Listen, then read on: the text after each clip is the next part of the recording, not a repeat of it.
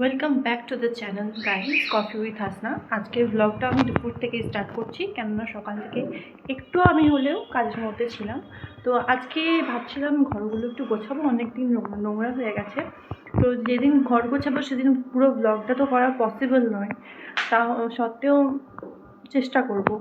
যাই হোক, এখানে ছোটো ছোটো কিছু জিনিস আছে আজকে তোমাদের সাথে।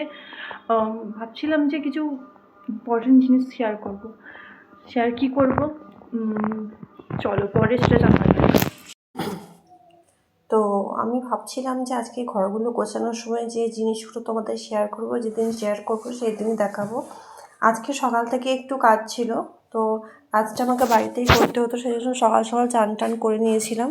চান টান করার পর আমি যে ক্রিমগুলো মাখি সেগুলো একদিন তোমাদের সঙ্গে শেয়ার করব। মেকআপের কিছু জিনিস যেগুলো খুব এফেক্টেড দেয়, আমার তো খুব শ্যুট হয়।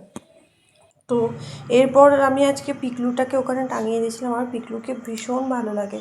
তো দেখেছো জিনিসপত্রের কী অবস্থা হয়েছে, আমাকে দেখে নিজেরই খারাপ লাগছে। তো একদিন ওগুলো গোছাতে হবে। তো তা করতে করতে আমি আমার কাজটা ততক্ষণ সেরে নিচ্ছি। কাজটা খুব একটা লেন্দি ছিল না, তবুও কাজটা করতে হয়েছিল। কাজের পর আমি একটু শ্যুট করে নিচ্ছিলাম। শ্যুটটা করেছি, যেগুলো আমি আমার ইনস্টাগ্রাম ফেসবুক পেজে পোস্টও করেছি, চাইলে তোমরা দেখতে পারো। ব্লগটা আর লেন্দি করছি না, আজকের মতো এতটাই।